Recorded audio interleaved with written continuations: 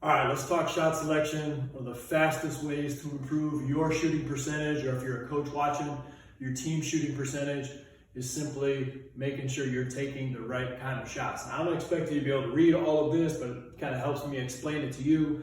And then if you want more of a deep dive, go to our podcast, Coach's Edge, and that's our most recent episode on the podcast. Talk a little bit deeper about all these subjects, but let's just think about this real simple, okay? If we're shooting a shot that's taken at a high percentage during practice, during our drills, that's probably one that we could be taking in a game. If you're taking shots in the game, they don't reflect shots that are made at a high percentage in practice and drills, we probably shouldn't take them. Rhythm, range, and room. We do a big presentation on this in our coachesedge.coach membership site. But as a basketball player, if you're taking a shot and you're not in rhythm, you're not within your shooting range, and you don't have room, meaning you're open, it's not a good shot to take. Get rid of the ball, work your offense, get it back. Number 3, is it appropriate given the situation?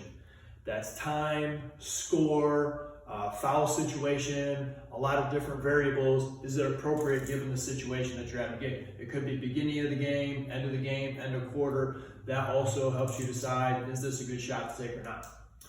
Number 4, can we recover defensively?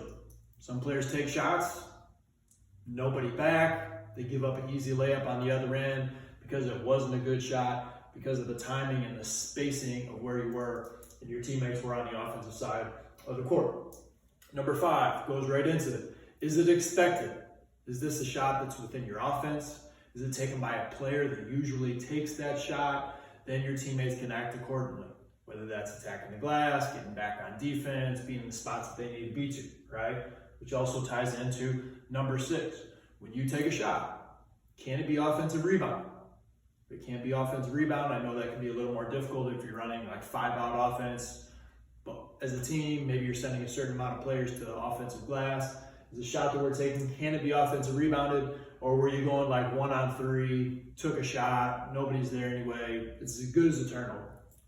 And then number 7, this will be harder to read, but are we giving the benefit of the doubt to our best shooter and our best player?